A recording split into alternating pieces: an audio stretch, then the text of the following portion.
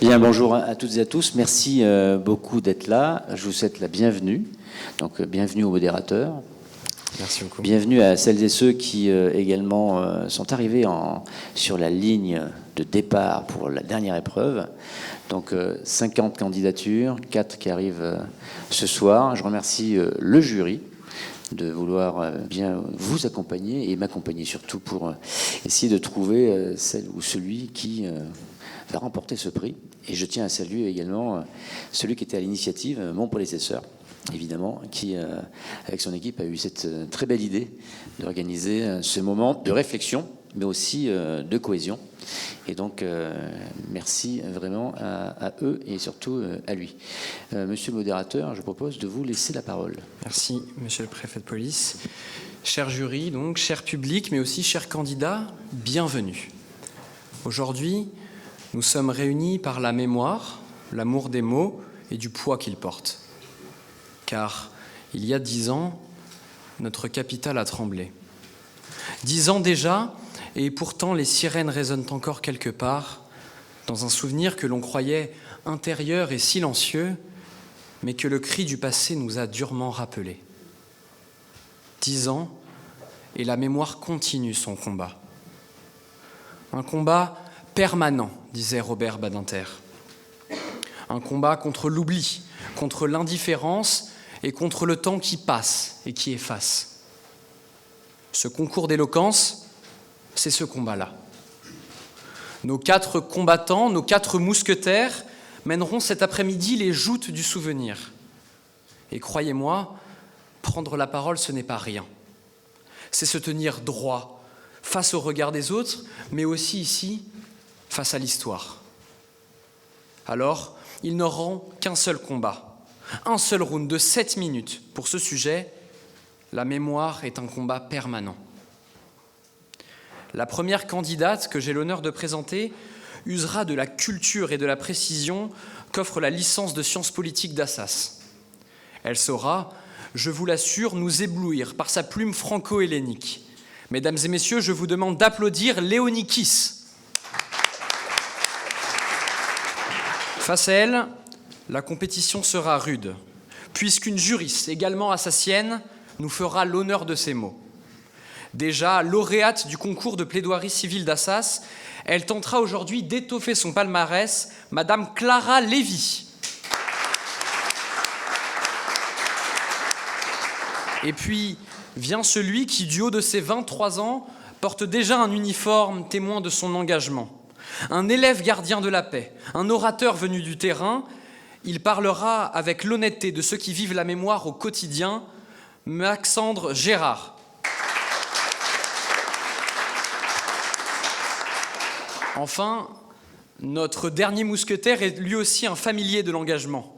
Membre des jeunes IHEDN et élève de Sciences Po Bordeaux, il manie les mots comme d'autres manient les idées, alliant la technique et la pratique, gardant l'éclat. Mesdames et messieurs, Antoine Daillou.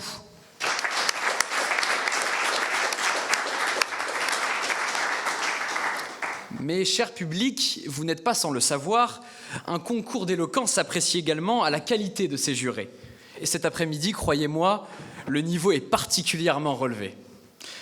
Première à juger ses prestations, journaliste de renom, on l'a entendu manier les mots tant sur grand écran qu'à la télévision. Accueillez chaleureusement, cher public, Aurélie Casse.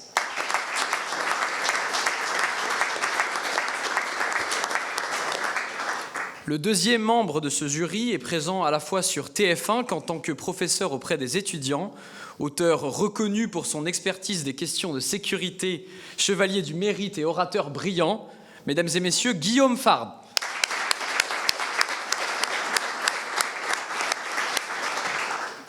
À ses côtés, une présence indispensable de la préfecture, une énarque qui organise, coordonne, anticipe, véritable chef d'orchestre autant que chef de cabinet, Maria Conciatori.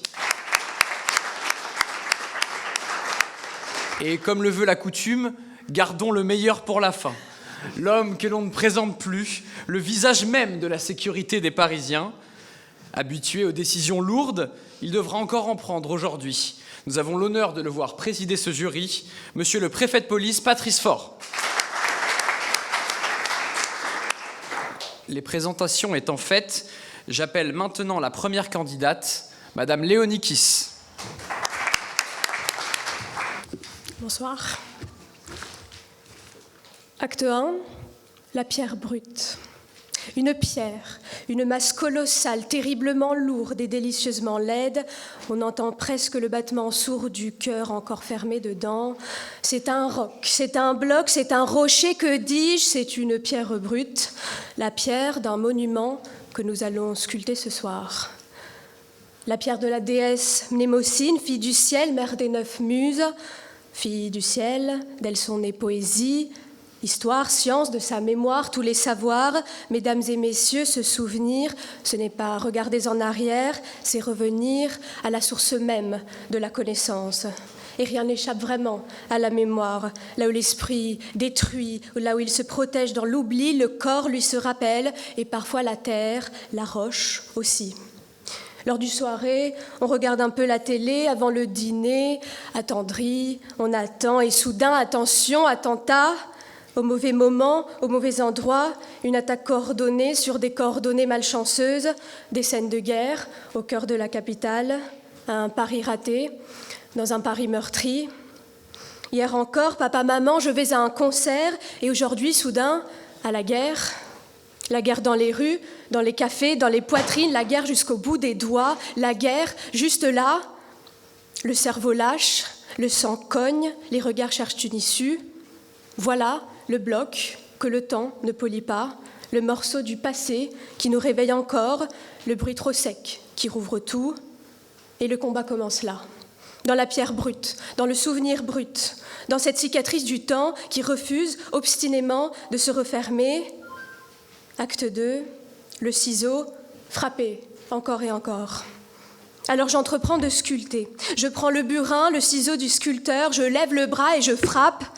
Parce que la mémoire, la travailler, c'est frapper dans cette pierre pour comprendre, pour survivre, pour ne pas se dissoudre. Et chaque coup est un combat qui arrache un certain éclat. Un éclat pour le Stade de France, 13 pour le Carillon et le Petit Cambodge, 5 pour la Bonne Bière et le Casa Nostra, 21 pour la Belle Équipe, par-ci par-là, et puis le Comptoir Voltaire, 92 pour le Bataclan, et puis les 27 tailles, par ici, pour le fameux bouclier Ramsès. Mesdames et messieurs, voilà le terrible tableau de ce que l'homme a fait à l'homme. Mesdames et messieurs, voilà que la pierre en tremble. Et peu à peu apparaît une forme, une épaule, un torse, un visage qui cherche à revenir. Nous avons sculpté un guerrier, un combattant, un être taillé pour affronter l'horreur, dans la douleur qui mord l'os, qui brûle les nerfs, qui dévore tout, qui se dresse pourtant, corps offert à main nue, il entre dans l'ombre et marche vers le combat. Comme à Sparte, Itan et Epitas, reviens avec ton bouclier, ou au-dessus, va bâtir ton cheval de Troie, celui qui avance dans la nuit, non pour détruire, mais pour dire, sans un bruit, que la mémoire ne cède, ni ne s'enfuit. Je taille ce guerrier comme d'autres ont taillé leur courage, et au pied de cette statue, on lira les mots d'Elie Wiesel. Ceux qui ne connaissent pas leur histoire plutôt, s'exposent à ce qu'elle recommence. Alors 10 ans après, n'oublions jamais. Acte 3, voici le monument érigé. Et voilà que le guerrier se relève, que la statue se dresse, élevée comme une promesse massive, solennelle, à jamais dressée contre un néant éternel. Voici la pierre de ceux qui l'ont vécu dans la chair. Voilà une façon de regarder la mort en face, figée, piégée dans l'espace, immobile, dans un temps qui passe. Est-ce un héros antique, un soldat de bronze, un survivant mythique? On pourrait y croire. Quand soudain, juste au pied de notre statue, juste ici, un enfant s'approche, un enfant demande « Papa, c'est quoi un attentat ?» Dans cette question, un nouveau combat, ne pas transmettre la haine, ni la peur, ne pas offrir aux monstres, que l'on nommera même pas, le prestige qu'ils attendaient. Papa, c'est qui, ce guerrier? Alors doucement, je me tourne vers vous, et puis vous. Ce guerrier, Ce n'est pas seulement le soldat, ni celui qui porte le fardeau et l'étiquette d'attentat, ce n'est pas un héros de pierre. Ce guerrier, c'est toi, c'est ton voisin, c'est Charlie, c'est le client d'un hypercachère, c'est la jeune policière stagiaire, c'est tout le monde. 2015 l'a rappelé, personne n'est intouchable, tout le monde est combattant, et ce, plus ou moins consciemment, car la mémoire n'arme pas la main, elle arme la conscience, et puis chacun choisit après son combat. Gagner sans combattre, voici l'art de la guerre, selon Sun Tzu. Et le vrai combat, le seul, le nôtre, il est presque con, il vient d'en bas, il vous arrive à tous, et il est là, et c'est vivre, rire, aimer, s'asseoir en terrasse, aller au concert, lever son verre, rencontrer l'autre malgré tout. Le véritable monument, ce n'est pas celui en pierre, ce n'est pas cette statue, c'est vous. Et pour se tenir debout, il faut donc un bras d'honneur qui donne aux autres. Il faut ce bras d'honneur qui honore les combattants, et oui, parfois, oui, même un doigt d'honneur qui dit au mal, le plus arbitraire possible, tu ne gagneras pas tant que je serai là. Car au fond, la mémoire, c'est un amour qui refuse de disparaître. Ce n'est pas un combat du passé, c'est un combat qui ne passe pas. Et celui qui nous a rappelé que la mémoire est un combat permanent nous souffle encore ces mots. Quand on parle des morts, les morts nous écoutent. Et celui qui donc nous dit, c'est M. Badinter, honorer les morts, s'en souvenir et vivre. Car si la mémoire divise, l'histoire réunit, selon Pierre Nora, alors le guerrier descend de sa sculpture et il entre dans vos pas. Et je vous dis, en tremblant et le cœur battant, à celles et ceux qui, ces soirs-là, ont avancé vers le danger, quand tout autour d'eux reculait déjà, nous n'offrons pas seulement un merci, nous offrons un hommage, un engagement qui ne s'effacera jamais. Car dans la nuit d'un Paris meurtri, vous avez su protéger la vie, et tant que votre courage veille, jamais la peur ne règne, jamais l'espoir ne s'enfuit. Rideau sur l'oubli, ô mémoire infinie. Merci.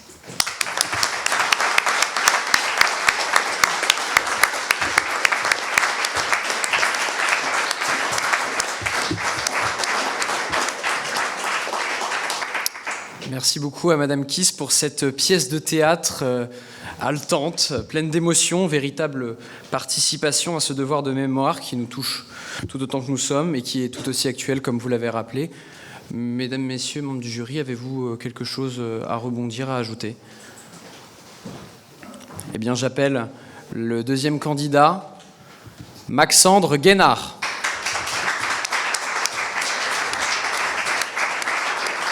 Mesdames, Messieurs, il y a des dates qui ne s'effacent jamais.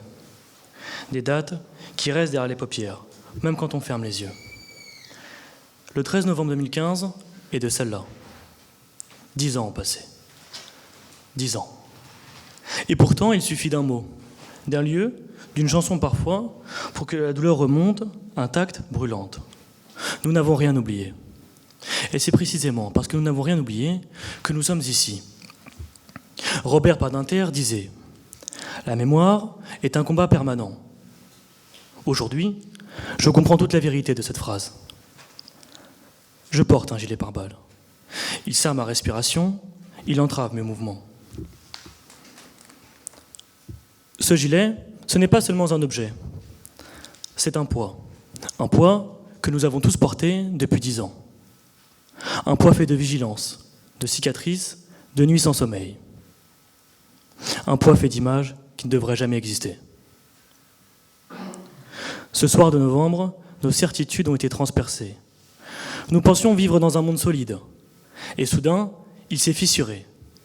Nous pensions que la peur appartenait à d'autres pays, et soudain, elle s'est assise à nos terrasses. Nous pensions qu'un concert était un plaisir, et soudain, il est devenu un piège. Alors oui, Après ça, nous avons tous mis un gilet pare-balles. Un gilet invisible, fait de méfiance, de prudence, d'hypervigilance. Un gilet nécessaire, mais épuisant. La mémoire d'un attentat n'est pas un livre qu'on nous range dans une bibliothèque. C'est un feu qui brûle, sans jamais s'éteindre complètement. C'est une voix intérieure qui répète « Souviens-toi. Souviens-toi, non pour pleurer, mais pour que la lumière de ceux que nous avons perdus ne vacille jamais. » La mémoire est un combat permanent, parce qu'elle se bat contre deux ennemis terribles, l'oubli et l'habitude. L'oubli qui voudrait anesthésier la douleur, l'habitude qui voudrait banaliser l'horreur. Mais nous refusons de laisser ces vies s'effacer. Nous refusons de laisser cette nuit devenir une simple page d'histoire. Nous refusons de laisser le silence recouvrir ce qui doit être dit, répété, transmis. Il est difficile de porter la mémoire. Elle pèse lourd, elle fatigue l'âme, mais elle nous rappelle aussi la valeur inestimable de chaque instant de paix. En nous souvenant, nous ne glorifions pas la souffrance, nous honorons la vie. Nous disons aux victimes, aux familles, aux survivants, votre douleur n'est pas tombée dans l'oubli. En nous souvenant, nous refusons d'être des spectateurs passifs de notre histoire. Nous choisissons d'être des porteurs de lumière dans un monde qui, parfois, vacille dans l'ombre.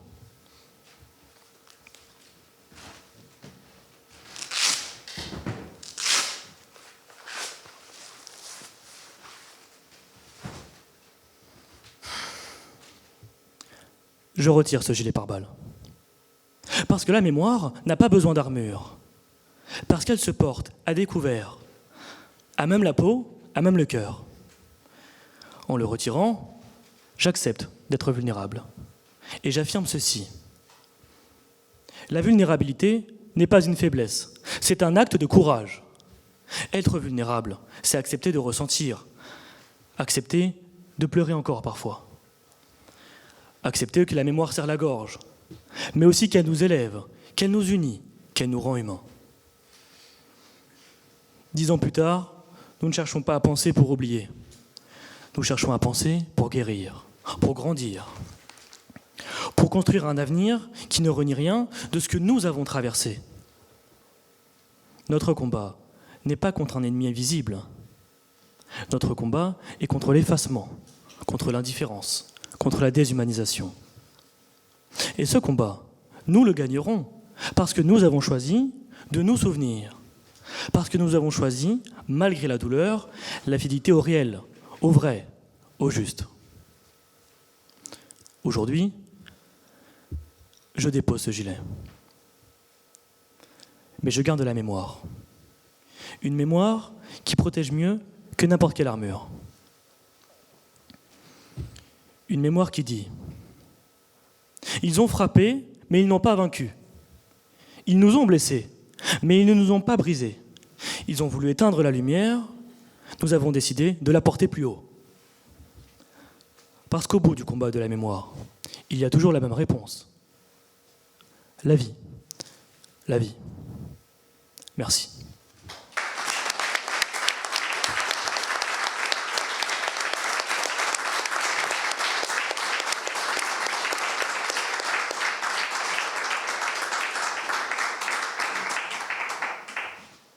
Merci beaucoup Maxandre. Vous nous avez fait découvrir l'homme qui se cachait sous cet uniforme, représentation de nos forces de police, instrument de paix tant il y a 10 ans que maintenant.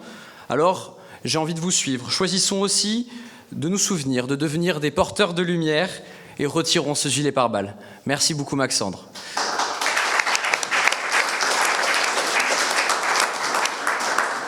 J'appelle dès à présent la 3e candidate, Clara Lévy.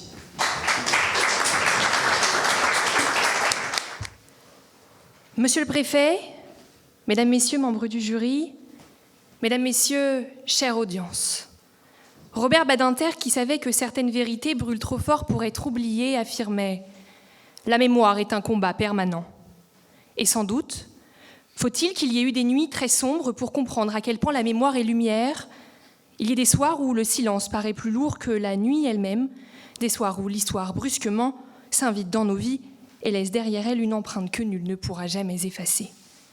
Le 13 novembre 2015 fut de cela, 10 ans. 10 ans ont passé et pourtant, chacun de nous se rappelle où il se trouvait, ce qu'il faisait, ce qu'il a ressenti lorsque l'indicible nous a frappés. 10 ans et la mémoire demeure.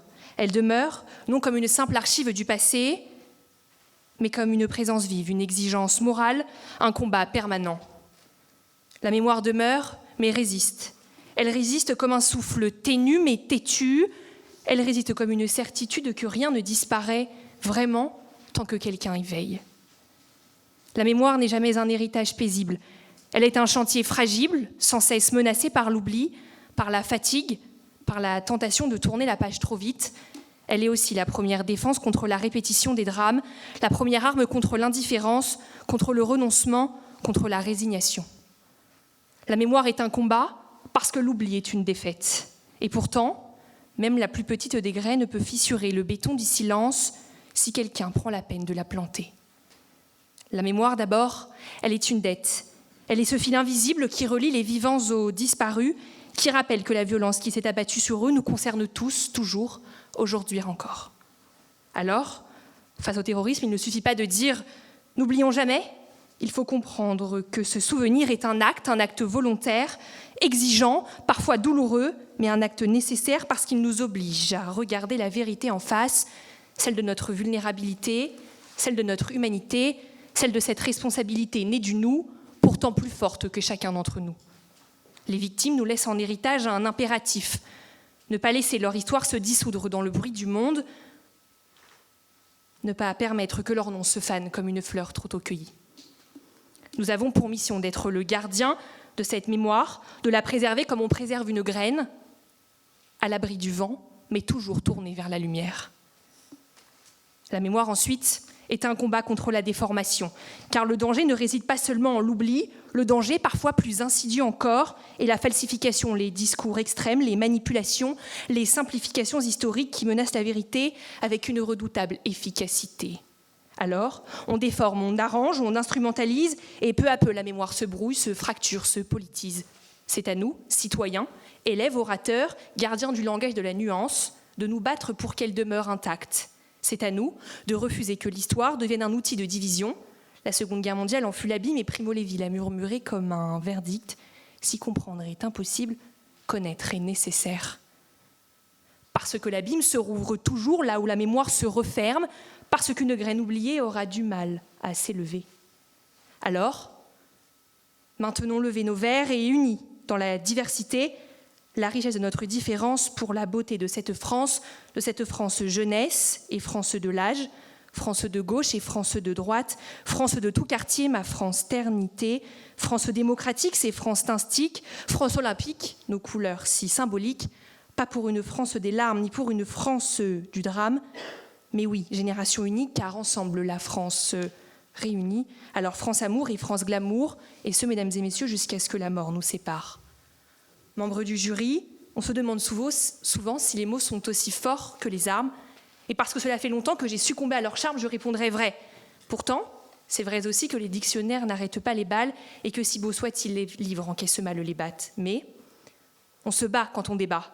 Les paroles sont des arts, et il faut rendre à César ce qui leur appartient, la capacité de réparer, d'éclairer, de relever. Les mots sont une ruse douce, une résistance sans poudre ni fumée. Oui, quand tout va mal, c'est sur les mots qu'il faut parier. La mémoire, c'est la plus belle des armes blanches quand on a les idées noires, tandis qu'Édith Piaf voyait la vie en rose, beaucoup n'en récoltaient que les épines qui ont meurtri leurs âmes si moroses. Alors, si la parole ne tient pas debout ni même assise, si elle ne sait que trembler au rythme d'une poitrine qui s'ouvre, elle vit au fil des battements d'un cœur.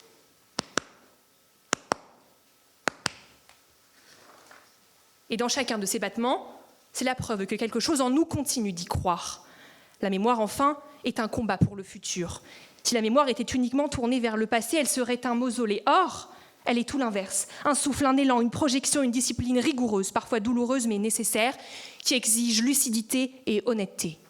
Se souvenir n'est pas regarder derrière soi, mais éclairer le chemin devant, c'est choisir de ne pas répéter, c'est surveiller les signes du présent, c'est protéger ce que les épreuves nous ont appris, la valeur de la liberté, la fragilité du vivre ensemble et la puissance des cœurs qui battent à l'unisson. Alors, face au terrorisme, la mémoire n'est pas sombre, elle est lumière, une lumière qui nous rappelle qu'une société ne tient sans solidarité, sans vigilance, sans transmission, oui, transmettre. Voilà peut-être le mot essentiel. La mémoire est un combat parce qu'elle n'appartient jamais à une seule génération. Elle se lègue, elle s'éduque, elle s'incarne dans des gestes simples.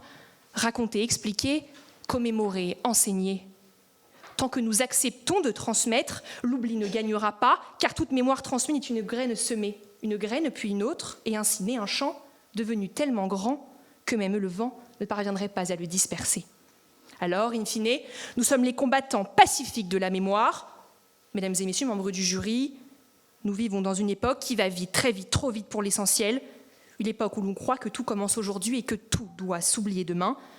Mais il y a des fractures qui ne se referment pas, c'est avec le temps, des histoires qui ne s'effacent pas, des dates qui ne disparaissent pas, parce que la mémoire n'est pas une nostalgie, c'est un engagement, parce que la mémoire n'est pas un poids, elle est une force, un combat que chacun mène à sa manière, mais un combat que nous ne devons jamais cesser de mener ensemble. Ce soir, en souvenir profond des disparus, en soutien à celles et ceux qui les ont chéris, en respect fidèle aux gardiens silencieux de notre paix, j'affirme et réaffirme que la mémoire est vivante, qu'elle est nécessaire, qu'elle est collective, qu'elle est invincible, tant que nous choisissons de la porter.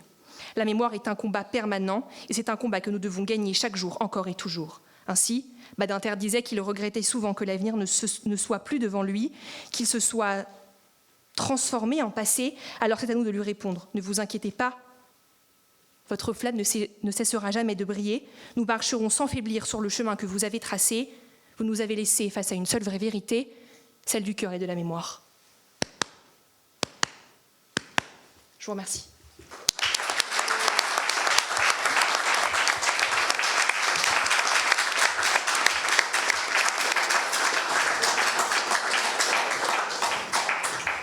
Clara, merci beaucoup. Nous avons enlevé notre gilet pare-balles, mais vous nous avez rappelé par votre force et par votre stature l'importance de combattre l'oubli contre la simplification, vous l'avez dit, la désinformation, véritable devoir de chaque citoyen, vous l'avez rappelé, merci pour cela. J'appelle maintenant le dernier candidat de ce concours d'éloquence, de cette finale, Monsieur Antoine Daillou. Soldats, il vous suffira de dire « J'étais à Austerlitz » pour qu'on vous réponde « Voilà un brave ». Monsieur le préfet, mesdames et messieurs, dorénavant, nous serons tous, vous serez tous, des soldats de mémoire. Nous n'aurons pas d'armes, nous avons mieux, une responsabilité commune. Jadis des fusils, ce soir nous avons la plume qui par son encre donne des mots indélébiles, puissants, les mots de la transmission et du refus de l'indifférence. À Austerlitz, la mémoire a couronné. En 2015, la mémoire doit protéger et éclairer. Il y a presque 10 ans, le vacarme des armes laissait place au silence des larmes. Dans la lumière fragile des bougies, dans l'anonymat des places, les inconnus se prennent dans les bras. Les regards se croisent sans un mot, et dans cette peine naissait un lien, celui d'un peuple debout. 2015, loin d'être une épopée ou une bataille gagnée, fut avant tout un effroi partagé. La cicatrice est profonde, douloureuse. Affecter la nation l'est tout entière, mais déjà le cœur battant d'une France en tout temps résiliente entre en résonance, car ce soir-là, ce n'est pas une ville qui souffrait. C'est une communauté entière, invisible mais soudée. Une communauté dont chacun d'entre nous est un éclat, une parcelle singulière, une cellule vivante. Et si chacun a été affecté ou blessé, alors chacun est désormais membre de cette armée de soldats de mémoire. Une mémoire qui ne cherche pas seulement des héros ou des témoins, mais des gardiens. Avec le temps, la marée lente de l'oubli érode, la pluie de l'indifférence efface, les vagues de la déformation déferlent et le vent de l'abandon aridifie. Le soldat, c'est la constance de la vigilance qui veille sans vengeance.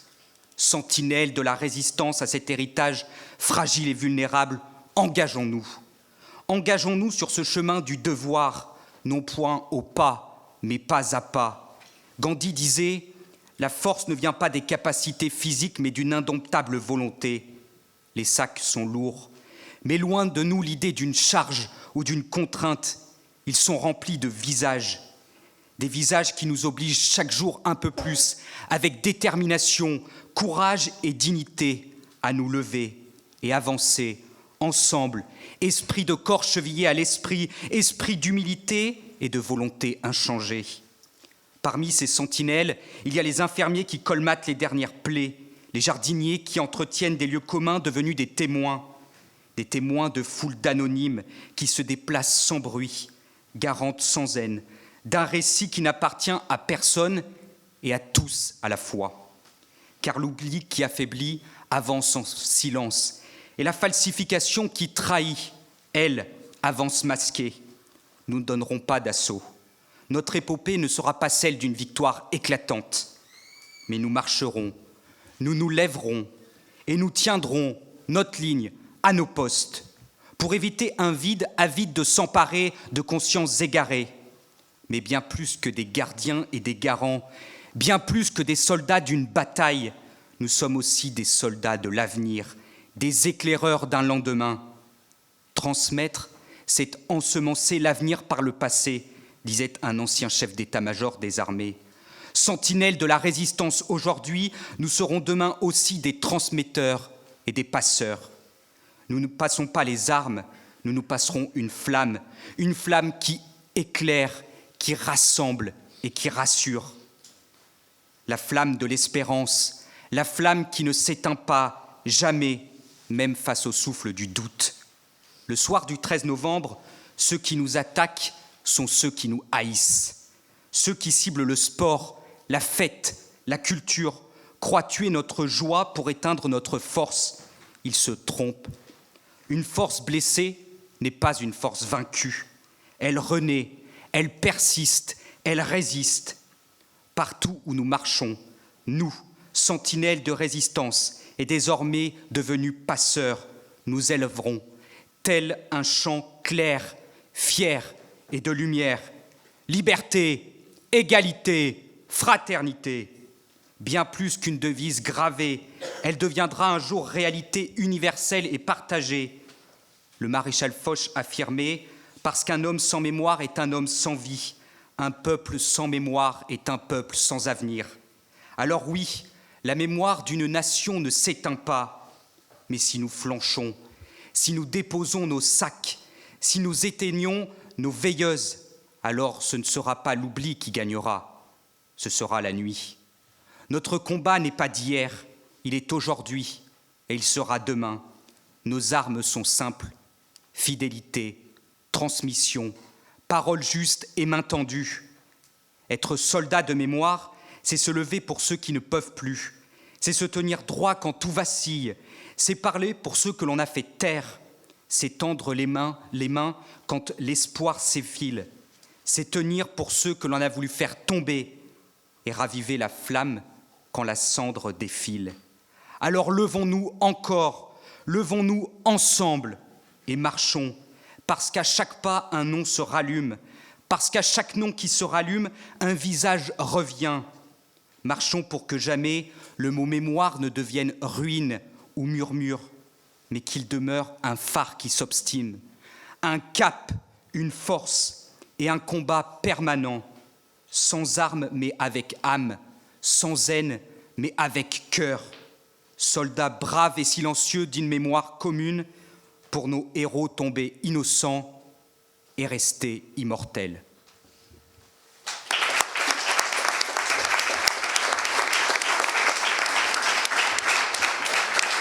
Merci beaucoup Antoine. Si Napoléon était conquérant à Austerlitz, comme vous l'avez dit, vous l'étiez ce soir, je vous l'assure. Merci d'avoir rappelé que le devoir de mémoire est un devoir collectif et non individuel, un individuel souvenir, comme je le disais tout à l'heure. Ce devoir, il nous appartient à tous, ensemble. Donc merci beaucoup, merci à tous les candidats d'avoir été présents aujourd'hui. J'invite dès à présent les membres du jury à se retirer pour délibérer. Et pour élire, pour la tâche ardue d'élire le gagnant du concours de cette année. Merci beaucoup. Avant de commencer mon petit discours, assurez-vous, je serai beaucoup moins éloquent que nos intervenants. Je voulais juste dire au modérateur, vous aviez oublié que vous n'étiez pas en train de concourir, parce que vous aussi, vous méritez des applaudissements.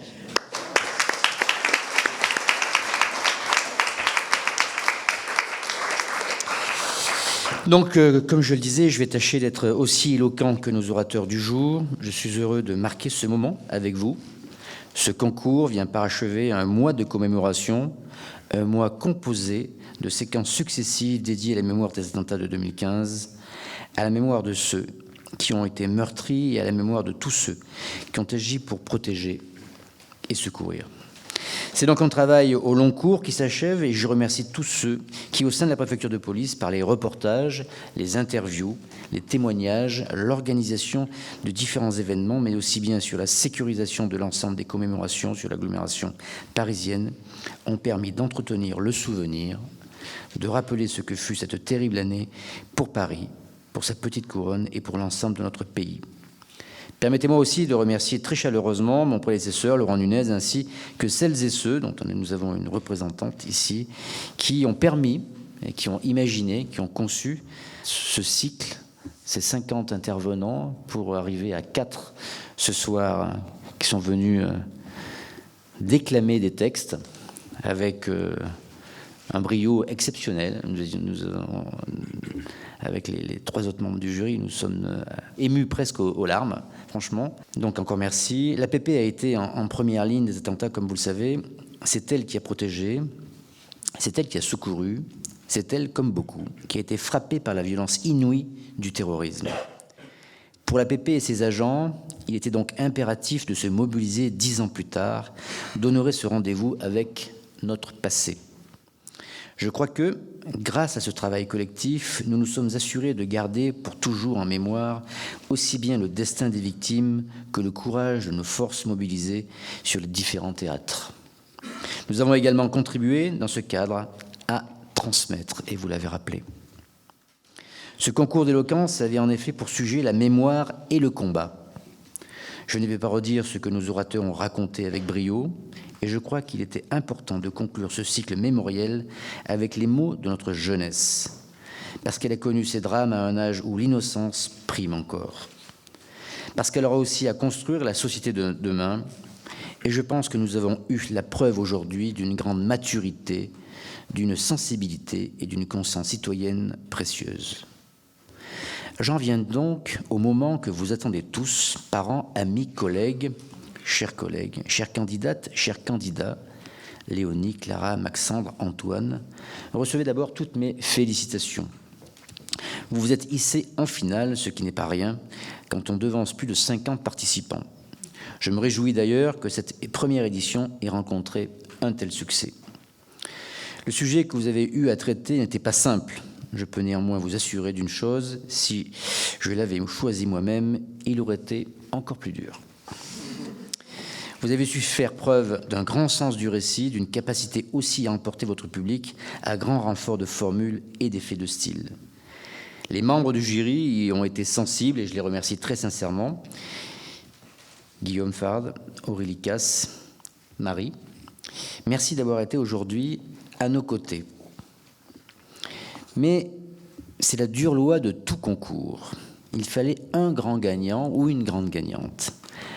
Et après délibération, qui a été compliquée, je l'avoue, nous avons donc décidé, parce que c'est la vérité, et avec bien du mal, qu'il y aurait le meilleur ou la meilleure, parce que à un pouillème près, elle devançait les 3 autres qui étaient de fait à égalité, parce qu'impossible de les départager.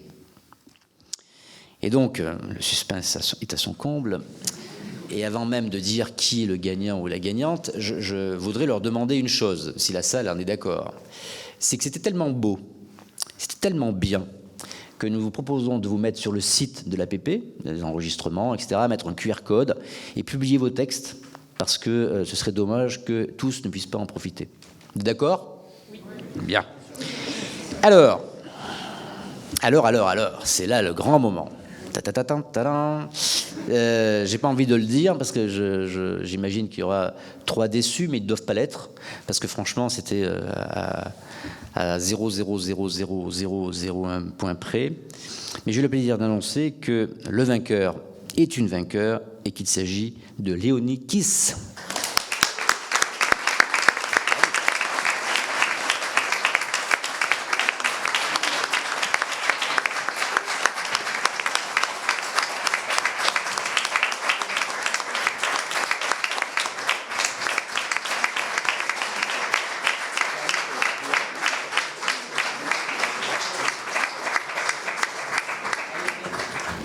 On va le remettre ensemble.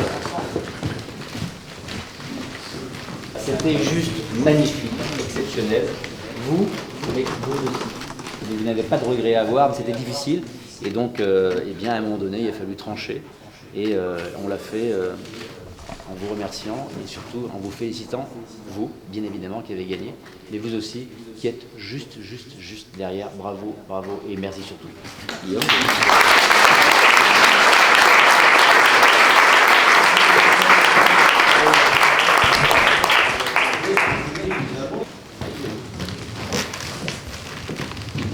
Simplement vous dire que, évidemment, les attentats du 13 novembre 2015, ils ont percuté la France, ils ont percuté Paris, et comme ça a été rappelé aujourd'hui, chacun sait où il était, ce qu'il faisait, à quoi il a pensé, et à qui aussi il a pensé, souvent en premier. Dans mon cas personnel, c'était un vendredi soir que je peux difficilement oublier. Il n'y avait pas d'antenne dans mon cas. Hein. Je n'avais pas encore commencé à collaborer avec les chaînes de télévision et singulièrement les chaînes d'information en continu. J'enseignais et à l'issue d'un cours à Assas d'ailleurs, et je suis heureux que la lauréate soit issue de cette université, je suis allé simplement dîner avec mes étudiants et une fois qu'on a appris ce qui se passait, comme beaucoup de gens, j'ai suivi à la télévision et notamment sur BFM TV ce qui se passait. Mais la question fondamentale, c'est ce qui se passe après, c'est-à-dire le jour d'après. Comme beaucoup, j'étais saisi par une forme d'impuissance parce que n'appartenant pas aux forces de sécurité intérieure, évidemment, je me suis dit, mais à la place qui est la mienne, qu'est-ce que je peux faire ? Comment prendre sa part ? Parce que quand le pays est attaqué, tout le monde, en tant que citoyen, citoyenne, souhaite prendre sa part. Et donc, à la place qui a été la mienne, la réponse a été simplement continuer d'enseigner, continuer d'expliquer, continuer de dire à ceux à qui on nous confie cette charge qui est de les élever sur le chemin de la connaissance, ce qu'était le phénomène djihadiste et comment le pays pouvait continuer d'y faire face sans se perdre, en continuant de respecter toute une série de principes qui sont ceux de l'état de droit, respecter les libertés publiques fondamentales et trouver ce chemin qui est un chemin ténu d'une réponse ferme mais néanmoins respectueuse de ce que nous sommes pour ne justement pas devenir ceux que nous ne sommes pas. Et c'était ceux que nous ne sommes pas qui étaient venus nous frapper ici. Donc c'était un choc, mais je crois que collectivement, le pays l'a surmonté. Et 10 ans après, la question qui reste, c'est comment se souvenir, comment transmettre, comment perpétuer ce souvenir. 10 ans après, il y a encore des témoins. Dans 10 ans, il y en aura encore, mais dans 50 ans, dans 60 ans, dans 100 ans. Et donc, c'est ce devoir-là, en réalité, et c'est ce dont il a été question aujourd'hui. Je suis personnellement honoré d'être membre du jury de ce prix, d'avoir entendu des choses qui sont aussi rassurantes, parce que entendre cela aujourd'hui, c'est une forme d'espoir. C'est se dire que dans la génération qui suit, de la part de personnes jeunes, il y a des messages qui vont porter loin, et surtout qui vont porter longtemps. Quand on sait qu'il y a une capacité de condensation de la mémoire ou d'atrophie de la mémoire, et que plus le temps passe, plus on ne retient au final que l'événement le plus marquant. D'ailleurs, 10 ans après les attentats du 13 novembre 2015, on a tendance à oublier qu'ils étaient multisites, on les recentre sur le Bataclan. Et puis peut-être que dans 10 ans, on ne retiendra qu'une petite partie du Bataclan ou autre chose. Et Et donc dans ce phénomène général de condensation de la mémoire ou de concentration de la mémoire, je crois qu'il est important de perpétuer la mémoire. Et c'est ce qui a été fait aujourd'hui. J'en suis très honoré. Puisque vous me donnez la parole, je peux aussi remercier la préfecture de police en tant qu'institution parisienne pour l'œuvre qui consiste à donner la parole à des jeunes, singulièrement à des jeunes étudiants, et de les inviter à réfléchir collectivement sur ce qu'est ce devoir de transmission. Voilà ce que moi je peux dire. Merci beaucoup.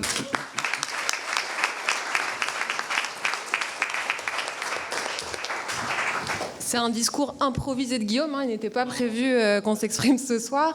Je voulais juste en effet moi aussi vous remercier. Je pense qu'on va se coucher ce soir en se souvenant de certaines de vos phrases. Léonie, je vais être franche, au début je me dis où elle va. Enfin, vous nous emportez, il y a votre voix qui nous envoûte, mais on ne sait pas du tout où vous allez. Et quand on comprend, c'est magnifique. C'est ce qu'on se disait. Je ne vais pas révéler les délibérations parce que ça reste secret, mais vous nous avez énormément touchés. On en a eu des frissons et cette émotion était assez belle. On était en tout cas heureux de la ressentir et pour ça je vous remercie chacun d'entre vous parce qu'il y a aussi des images qui resteront. Le moment où vous enlevez votre gilet, j'ai trouvé ça si fort et c'était si sincère. On vous sentait aussi touché. Oui, même encore à la fin, moi je trouve ça beau quand le discours se termine, ce qui reste de vous, à quel point on voit que vous-même vous avez voyagé, vous étiez ému, vous aviez oublié votre gilet, c'était assez beau à voir. Je vous remercie aussi pour votre intensité.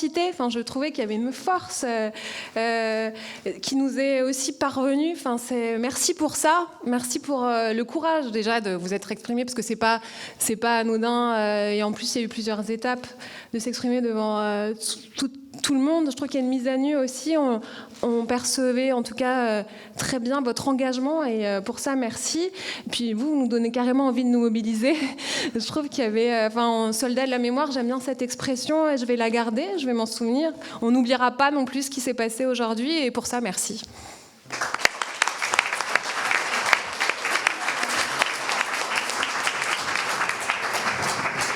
Ce que je disais au préfet de police, c'est normalement on ne parle pas après le préfet de police. Je suis hyper... Voilà, c'est le protocole, c'est que mon métier, ça. Déjà, je suis très honorée d'avoir fait partie de ce jury. Je tiens à dire que c'est la première fois que je fais partie d'un jury, parce que je ne suis pas si vieille que ça. Et donc, j'avais 22 ans quand les attentats se sont produits. Donc, j'avais votre âge et ça m'a évidemment beaucoup marqué. Et on perd une insouciance, donc vous l'avez bien retranscrit. Je tiens à vous remercier les uns et les autres. C'était de toute beauté. Vous m'avez émue, vous m'avez transportée. J'avais envie de pleurer avec vous, d'aller me battre avec vous, de me mobiliser avec vous, et ça fait un bien fou. Dans nos quotidiens, je le disais aux autres membres du jury, je crois que c'est la première fois depuis que j'ai pris mon poste ici que j'ai déconnecté. Ça m'a fait un bien fou, donc merci pour ça. Il faut absolument, on se le disait avec le préfet de police, qu'on mette en valeur votre travail à tous les quatre qui est juste sublime et vous nous donnez une immense confiance dans l'avenir, dans le fait qu'on peut prendre du temps pour participer à ce genre de choses dans vos vies qui sont déjà très très très denses et vous avez pris ce temps-là, vous êtes venus, vous vous êtes exprimés devant nous et voilà, donc un immense merci, c'était de toute beauté. Bravo.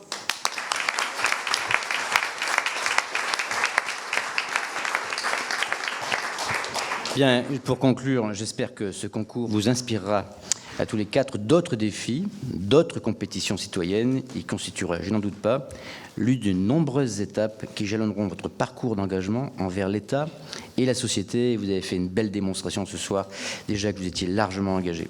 Je vous remercie du fond du cœur pour nous, mais pour toutes celles et ceux qui ont disparu. Encore merci.